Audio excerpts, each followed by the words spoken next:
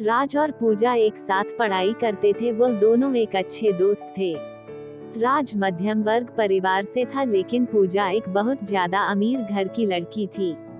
दोनों साथ में पढ़ाई करते थे और साथ में कॉलेज पढ़ने के लिए जाया करते थे। दोनों के घर एक ही गांव में थे, इसी कारण वो दोनों कॉलेज के बाहर भी खेलने के लिए जाया करते थे। ऐसे में राज और पूजा दोनों में काफी ज्यादा गहरी दोस्ती हो गई थी। दोनों में काफी ज्यादा मित्रता होने के कारण दोनों एक अच्छे दोस्त बन गए थी। लेकिन दोनों में आपसी में कभी प्यार की बातें नहीं हुआ करती थी, मतलब कि कभी दोनों एक दूसरे को इजहार नहीं किया था कि वह एक दूसरे को प्यार करते हैं। धीरे धीरे इनकी दोस्ती और गहरी बनती गई और इन दोनों को दोनों के साथ रहने की आदत हो चुकी थी और दोनों कभी भी अलग नहीं रह सकते थे। धीरे धीरे राज को पूजा से बेइंतहा प्यार हो गया था, लेकिन पूजा को इस बारे में नहीं पता था। पूजा हमेशा चाहते थे कि वह एक अमेरिका तथा विदेश में रहने वाले लड़के से शादी करेगी जो बहुत ज्यादा अमीर होगा। लेकिन राज एक मध्यम वर्ग परिवार से था, इसी कारण से पूजा की ध्यान राज पर नहीं गया। पूजा हमेशा यही चाहती थी कि हमें अमेरिका में रहने वाले लड़के जो बहुत ज्यादा कमाते हैं, मैं उन्हीं से शादी करूंगी और उनके साथ पूरी जिंदगी भर खुश रहूंगी। धीरे धीरे समय बीतता गया। पूजा की शादी की उम्र हो चुकी थी। उनके माता पिता लड़के ढूंढने की तैयारी कर रहे थे। जैसे ही एक दिन पूजा राज से कहती है कि मेरे पिताजी तथा माताजी मेरे लिए लड़का ढूंढने का प्रयास कर रहा है, तो उसके बाद राज के पैरों तले जमीन निकल गई, क्योंकि राज भी पूजा से बेइंतहा प्यार करता था। लेकिन राज पूजा के मन के बात को जानता था कि पूजा क्या चाहती है, और पूजा तो हमेशा से ही अमीर लड़के से शादी करने के लिए सोच रही थी। ऐसे में अगर राज अभी तो पूजा से शादी नहीं हो सकती थी, इस कारण से राज चुप ही रहा और जो हो रहा है उसे होने दिया। धीरे धीरे जैसे ही उनके माता पिताजी ही लड़का ढूंढने का प्रयास करने लगा था, वैसे ही एक अमेरिका से लड़का आया था शादी करने के लिए, जिसका नाम पीयूष था। बहुत ज्यादा अमीर घर का लड़का था। वह अमेरिका में जॉब करता था और उसकी महीने की कमाई तकरीबन $500 प्रति घंटा थी। जैसे जैसे शादी के बाद भी चलती गई, वैसे वैसे राज की जिंदगी खराब होने लगी थी। वह अपने आप में किसी भी चीज पर ध्यान नहीं देता था, साथ ही पढ़ाई लिखाई पर भी ध्यान नहीं दिया करता था। राज को पूजा के जाने का गम सताने लगा और वह चाहकर भी इस बात को नहीं बोल सकता था कि राज पूजा से शादी करेगा, क्योंकि राज के पास अपनी हैसियत नहीं थी जितनी हैसियत के लड़के के बारे में पूजा सोच रही थी, और राज को भी बताया करते थे पूजा कैसे लड़के से शादी करेंगे। धीरे धीरे बात फाइनल होने लगी थी। पूजा और राज के बारे में काफी लोगों की बहुत ज्यादा पता था कि यह दोनों हमेशा साथ में रहते हैं। हो सकता है दोनों की शादी एक साथ हो। उसके बाद एक दिन पूजा राज से कहती है कि मेरी तो शादी होने वाली है, क्या तुम अपनी शादी नहीं करोगे? राज कहता है कि मेरा अभी शादी करने का मन नहीं है, पहले तुम कर लो, उसके बाद मेरा मन होगा तो मैं बाद में शादी कर लूंगा। जैसे जैसे पूजा की शादी नजदीक आ रही थी, वैसे वैसे राज का जीना मुश्किल होने लगा था। वह अपनी लव स्टोरी के बारे में किसी से कुछ नहीं कहता था। राज जब एक दिन दिखता है कि पूजा के घर में बहुत सारे आदमी आए थे और उसके घर में पीयूष, जिससे पूजा की शादी होने वाली थी, वह भी आया हुआ था। वो देखते ही राज सब कुछ समझ गया कि पूजा की शादी फिक्स होने वाली है, और राज मन ही मन अपनी औकात पर पछतावा कर रहा था।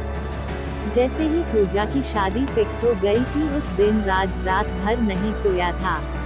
वह रात भर अपने बिस्तर में रो रो कर अपने प्यार को याद कर रहा था। राज सोच रहा था कि मैंने प्यार किया तो ऐसा प्यार किया कि नहीं उसे बता सकता हूँ और ना ही उससे शादी कर सकता हूँ। इसके बाद राज फिर सुबह उठकर पूजा के घर चला जाता है, क्योंकि पूजा उसके घर आई थी राज को बुलाने के लिए। दोनों की शादी में महज कुछ ही दिन बाकी थे। पूजा अपनी शादी को लेकर बहुत ज्यादा खुशी में थी। इधर राज रात भर रोया करता था अपनी सैड लव स्टोरी को लेकर। दोस्तों, हमेशा से ही प्रेमी प्रेमिका के बीच में यही सब होता आया है। जब भी कोई किसी से सच्चा प्यार करता है वो उसे बहुत ही मुश्किल से मिलता है और सच्चा प्यार की कहानी बहुत जल्दी अंत हो जाती है। अब तो पूजा की शादी होने ही वाली थी। राज भी तैयारियों में बिजी था। पूजा राज को अपने साथ कभी मार्केट लेकर जाती है तो कभी कपड़े खरीदने के लिए कभी दर्जी के यहाँ। राज बेचारा पूजा की शादी को लेकर बहुत ज्यादा तैयारियां कर रहा था।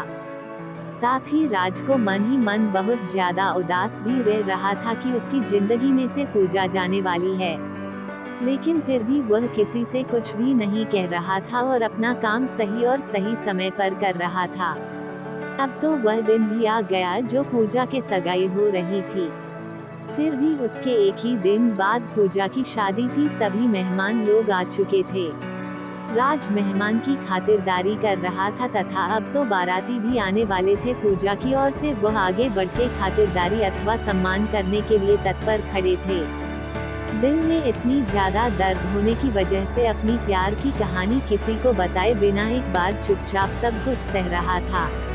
अब तो पूजा की शादी हो गई थी। पीयूष सबके साथ घूमने फिरने के लिए तथा हनीमून मनाने के लिए कहीं दूर जाने वाला था। राज मन ही मन उदास हो रहा था। उन्होंने पूजा को लेकर खो गई चिंता ही छोड़ देते, क्योंकि अब तो पूजा की शादी भी हो गई थी। अब तो कुछ नहीं होने वाला था। पीयूष और पूजा दोनों साथ में घूमने के लिए चले जाते हैं। दोनों साथ में जब घूमने जाते हैं तब एक मॉल में शॉपिंग करने के लिए जाती है पूजा और पीयूष दोनों। जैसे ही मॉल में शॉपिंग करने के लिए अंदर जाती है तो पीयूष को किसी प्रकार का काम लग जाता है। वह कहता है कि तुम गाड़ी लेकर अपने घर चले जाओ, मैं काम कर कर घर वापस आ जाऊंगा।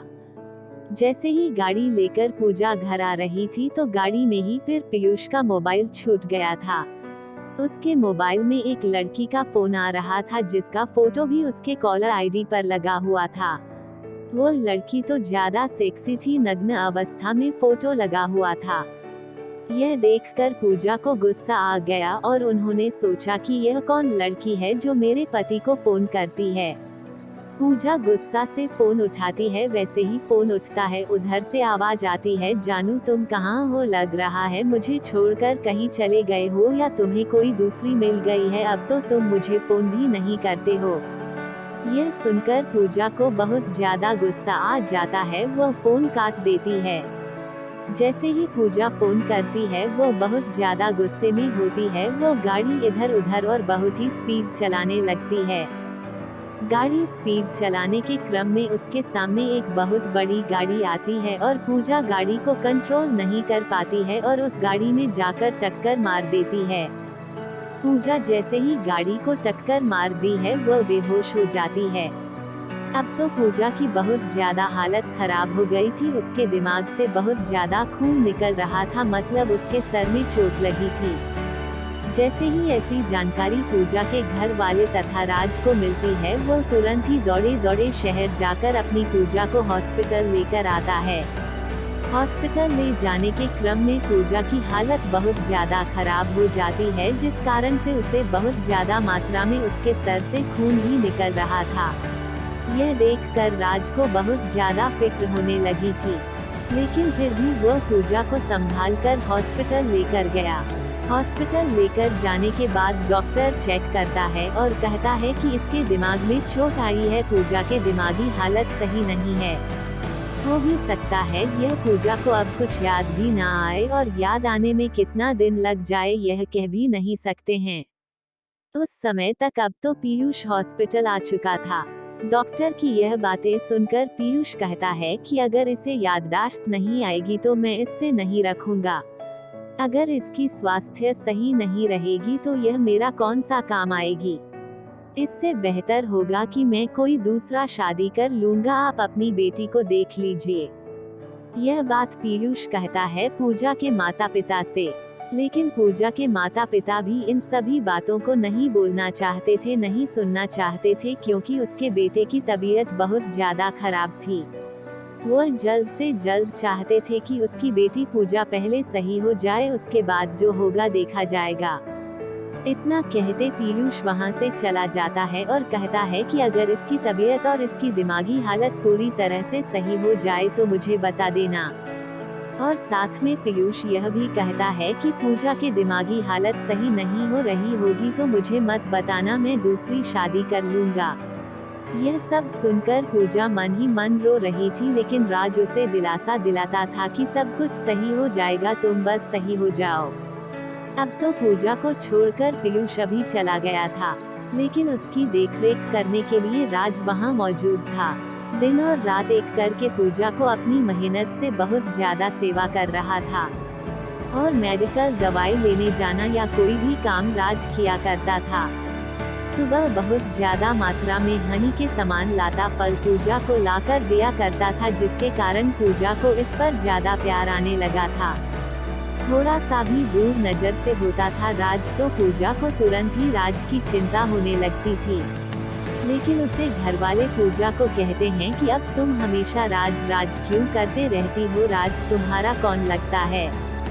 राज थोड़ा सा भी सोने या कोई काम से अपने घर जाता था तो पूजा हमेशा राज को आवाज देने का प्रयास करती रहती थी। पूजा को जब भी किसी चीज की जरूरत पड़ती थी तो वो हमेशा से ही राज से मांगा करती थी। एक दिन जब पूजा अपने माता पिता से कहती है कि राज कहाँ है, बोला हमें उसे बात करनी है, तो पूजा के माता पिता कहते हैं कि राज की शादी होने वाली है, राज भी अपने लिए लड़की देखने के लिए बाहर गया हुआ है। इतना सुनते ही पूजा के दिल में घबराहट होने लगती है और कहती है कि उसे आज ही लड़की की क्या जरूरत पड़ी है, राज तो बोल रहा था कि अभी वह शादी नहीं करेगा। फिर उसके माता पिता कहता है कि राज की भी शादी की उम्र हो गई है, इसी कारण से राज उसके लिए लड़की देखने के लिए गांव से बाहर गया हुआ है। फिर वह कहती है कि मुझे उसे जरूरी काम है, उसे जल्दी बुला दो। राज के माता पिता तथा राज दोनों तैयार हो रहे थे लड़की देखने जाने के लिए, तभी पूजा के माता पिता को फोन करके कहता है कि राज कहाँ है। राज के पिताजी कहते हैं कि राज अभी तैयार हो रहा है, उसके बाद हम लोग लड़की देखने के लिए जाएंगे। फिर उसके बाद पूजा के पिताजी कहते हैं कि पूजा राज को खोज रही है, शायद उसे कोई जरूरी काम होगा, इसलिए राज को थोड़ा सा समय निकालकर बोलना कि पूजा उससे मिलने के लिए चाह रही है और कुछ देर के लिए वह अस्पताल आ जाए, फिर उसके बाद यहाँ से लड़की देखने के लिए जा सकता है। फिर उसके बाद राज अस्पताल आता है पूजा से मिलने के लिए। उसके बाद पूजा कहती है कि क्या तुम शादी करना चाहते हो मुझसे, क्योंकि पूजा एक दिन राज को अपने रूम में रोते हुए सुन लिया था और वह यह भी जान चुकी थी कि राज मुझसे प्यार करता है। उसके बाद राज कहता है कि मैं तो हमेशा सही तुमसे प्यार करता था और करता रहूंगा। ऐसे में अगर तुम मुझसे प्यार करती हो तो मुझसे शादी कर सकती हो, वरना मैं अपने लिए पिता के साथ लड़की देखने जा रहा हूँ। उसके बाद पूजा राज का हाथ पकड़ लेती है और कहती है कि मैं तुम्हारे साथ जीना मरना चाहती हूँ। मैं भी तुमसे बहुत पहले से ही प्यार करती थी, लेकिन मैं अपने प्यार को समझ नहीं पा रही थी। मुझे तो इतना अमीर लड़का चाहिए तो शादी करने के लिए, लेकिन अब मेरी सोच बिल्कुल बदल चुकी है। अब मैं तुमसे शादी करने के लिए तैयार हूँ। फिर कुछ दिन बाद पूजा पूरी तरह से ठीक हो जाती है और फिर अपने घर वापस चली जाती है। उसके बाद पूजा के पिताजी पीयूष के माता पिता को बुलाता है और कहता है कि आपके बेटे ने कहा था कि वह पूजा से शादी नहीं करेगा, हम लोग अब सारा रिश्ता तोड़ने वाले हैं। उसके बाद पीयूष माफी मांगता है और कहता है कि मैंने गलती से बोल दिया, तो मुझे लगा था कि अब पूजा सही नहीं होगी, लेकिन अब तो पूजा बिल्कुल सही हो गई है, मुझे ही पूजा को रखने में कोई आपत्ति नहीं है। लेकिन पीयूष की हकीकत जानने के बाद पूजा कहती है कि उसका चक्कर बाकी अन्य लड़कियों से भी चलता है, इस कारण से मैं फिर उसे शादी नहीं कर सकती हूँ। उसके बाद पीयूष बहुत ज्यादा मिन्नतें करता है, लेकिन राज के माता पिता और पूजा के माता पिता नहीं मानते हैं। उसके बाद पूजा अपना सारा रिश्ता उससे तोड़ देती है और दोनों फैमिली के बीच पूरा रिश्ता खत्म हो जाता है। उसके बाद पूजा और राज की शादी बड़े ही धूमधाम से सभी के आज्ञा के अनुसार होती है। शादी के दिन पूजा और राज बहुत ज्यादा खुश थे। पूजा को मालूम चल गया था कि पैसा कुछ भी नहीं होता है अगर जिंदगी में प्यार नहीं है तो। क्योंकि पैसा तो कमाया जा सकता है, लेकिन एक अच्छा इंसान जो प्यार करने वाला होता है वो पैसों से कभी नहीं मिल सकता है। पूजा को यह अच्छी तरह से मालूम हो गया था कि जिसके पास ज्यादा पैसा रहता है वह ज्यादा ही लड़कियों के चक्कर में रहता है, और जो बाहर देश में रहता है वो तो बहुत ज्यादा लड़कियों के चक्कर में रहता है। इसी कारण से वह अपने पड़ोस में रहने वाले राज से शादी करने का फैसला किया था। अब तो शादी करके दोनों की जिंदगी बहुत अच्छी चल रही थी, बहुत मस्ती के साथ गुजर रही थी। इस लव स्टोरी से हमें यह शिक्षा मिलती है कि हमें अपनी पसंद के लड़के भी कभी भी अमीरी गरीबी का फासला नहीं भूलना चाहिए, बल्कि अपने जीवन साथी जो हमें जिंदगी भर प्यार कर सके ऐसा जीवन साथी ढूंढना चाहिए। क्योंकि आजकल की लड़कियां सिर्फ पैसों वाले लड़कों पर मरती है। इसी कारण से मैं सभी को कहना चाहती हूं कि जिंदगी में पैसा ही सब कुछ नहीं होता है, प्यार करने वाला ही अच्छा सा लगता है, जीवन में स्वर्ग ला सकता है। दोस्तों, हमारी ये लव स्टोरी आपको अच्छी लगी हो तो वीडियो को लाइक करें, और आप हमारी चैनल पे नए हो तो प्लीज चैनल को सब्सक्राइब करें और बेल आइकन दबा देना ताकि हमारी अगली कहानी का नोटिफिकेशन आप तक पहुंचे। कहानी कैसी लगी वो कमेंट में जरूर बताएं, हमें आपकी कमेंट का इंतजार रहेगा। आभार।